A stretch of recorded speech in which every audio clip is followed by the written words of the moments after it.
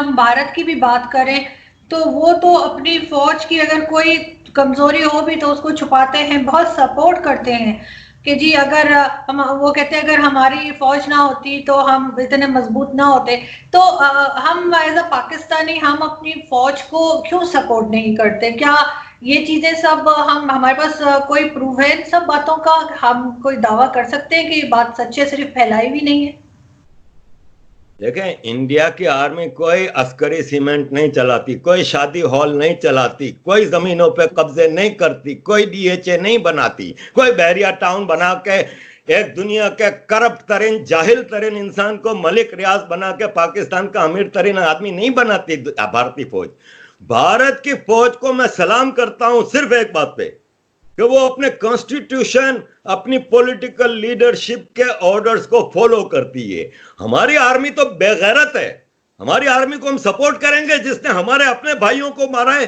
बांग्लादेश का जेनोसाइड आपको याद होगा, या इसको आप डिनाई करेंगी? क्या वहां पे बंगाली औरतों का जो बलात्कार हुआ है या जो रेप हुआ है, पाकिस्तानी नहीं थी? किस बुनियाद पर उनका रेप हुआ? जिस पे मर्जी आई रॉ का ठप्पा लगा दिया कि जी रॉ एजेंट है, उन पर ऑपरेशन करेंगे। साले तुम अमेरिकन एजेंट हो, सारी जिंदगी अमेरिका की गुलामी की है। जिसने उसामा बिन लादेन को पकड़ाया था, कर्नल इकबाल सईद, उसके घर की वीडियो कल रात वायरल हो रही है, जिसमें है वतन के सजीले जवानों गाना गा रही है। और ये जितने कर्नल पर्नल सारे भागे हुए अमेरिका में अय्याशी की जिंदगी गुजार रहे हैं, हाथ में विस्की के गिलास पकड़े हुए हैं। ये फौज की हम इज्जत करें? ये बाजवे की, ये शरीफ की, ये राहिल शरीफ जो इतनी बड़ी बड़ी बातें करता रहा, 1 अरब 26 करोड़ रुपए की जमीन दी है इसको। क्या इसकी खिदमत है सिवाय लूटने के, सिवाय 7 स्टार फोर्सेस के? और दुनिया की पहली आर्मी है जिसका आर्मी चीफ रिटायर होता है, दूसरे दिन किसी और मुल्क की नौकरी करने चला जाता है। इतना स्ट्रेटेजिक पोजीशन होती है। जिसका आईएसआई चीफ पाशा शेखों के जूते चाट रहा है। पाकिस्तान की न्यूक्लियर आर्मी का चीफ शुरता बना हुआ है शेख मोहम्मद का। इस फौज की मैं इज्जत करूं? अरे लानत भेजता हूं मैं इस फौज पे। पाकिस्तान मेरा जिंदाबाद है, पाक फौज मेरे लिए मुर्दाबाद है। लेकिन सर अगर पाक फौज ना होती तो आपको नहीं लगता कि अफगानिस्तान होती तो पाकिस्तान एक जन्नत होता? पाक फौज के होने से कुछ नहीं हुआ। हमने 55% पाकिस्तान इसी पाक फौज के होते हुए खो दिया। हमने, पाक फौज ने हमारे लिए क्या किया है? पाक फौज ने अफगान वार के जरिए ड्रग्स और हथियारों का अंबार लगा दिया कराची में और पाकिस्तान में। इस फौज की कोई एक खिदमत तो बताएं। या इन्होंने जाके आपका पीओके आजाद करा दिया है, या इन्होंने कई जन्नत शहद की नहरें भी चला दी हैं। अरे पानी तक कराची का ये सप्लाई करते हैं। ये बेगैरत करबला वाले यजीद से बड़े काफिर हैं साले।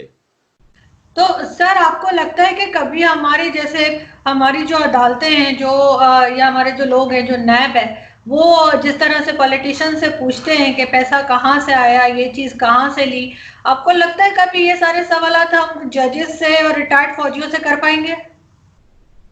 मैं एक कंपनी में काम करता हूं, क्या मैं अपने मालिक से पूछ सकता हूं कि तुम्हारे पास इतना पैसा कहां से आ रहा है, क्या है? तो ये जजेस तो मालिकों से कैसे पूछेंगे अपने? किसी जज की हिम्मत है जो अदालत के दरवाजे के अंदर जाए अगर आर्मी की आशीर्वाद ना हो? इस मुल्क में हर चीज आर्मी करती है। अब तो डायरेक्ट पीआईए का चीफ तो आर्मी, वापडा का चीफ तो आर्मी, सुपारको का चीफ तो आर्मी। अब तो सारे 17 एम्बेसडर जो परसों लगाए गए हैं उसमें 7 फौजी। ये तो सामने सामने। अंदर खाने तो कराची में पानी रेंजर्स देती है। आपको तो पता है, आप कराची से हैं। आज से नहीं 25 साल से। क्या कराची में रेंजर्स को पानी के टैंकर चलाने के लिए बुलाया था या शादी हॉल चलाने के लिए बुलाया था? तो आर्मी से सवाल खाली अवाम कर सकती है। ये जजेस तो साकिब निसार पूछेगा, जिसके बच्चे यहाँ पे 7 स्टार लाइफ गुजार रहे हैं। वो जजेस पूछेंगे जिनकी पेंशन 9 लाख रुपया है, जिनको सारी जिंदगी के लिए आफ्टर रिटायरमेंट एक खानसामा, एक 2 नौकर, एक ड्राइवर और 4 सिक्योरिटी वाले सारी जिंदगी के लिए मिलते हैं। ये जजेस करप्शन की पोटलियां तो ये खुद हैं। जो नैब का डायरेक्टर, जिसका आप कह रहे हैं कि वो इन फौजियों से पूछे, वो खवातीन को अपने ऑफिस में बुला के क्या क्या पूछता रहा है, इसकी वीडियो वायरल है करंट। ये जो नैब का डायरेक्टर है, और उन वीडियोस के बाद भी वो डायरेक्टर है, वो कमीना करप्ट इंसान दुनिया से हिसाब किताब मांग रहा है, जो खुद साला करप्ट है। लेकिन सर ये तो ये भी कहते हैं कि जी जो भी कंपनीज चल रही हैं वो आर्मी के वो लोग चला रहे हैं जो रिटायर हो गए हैं, और रिटायर होने के बाद वो कुछ भी कर सकते हैं। अच्छा, यानी टैक्स फ्री? ये सारे फौजी फाउंडेशन टैक्स फ्री चल रहे हैं किस हिसाब में भाई? तुम लोगों को जिंदगी में जब आर्मी में होते हो तो बेहतरीन तनख्वाहें, बेहतरीन लूटमार, ये हर जगह लूटमार करते हैं। इनको बलोचिस्तान भेजते हैं, वहां भी लोगों के घरों में जाके चीजें लूटते हैं। बंदा उठा के उसके अगेंस्ट 2 लाख रुपए में बंदा छोड़ते हैं, 4 लाख में बंदा छोड़ते हैं।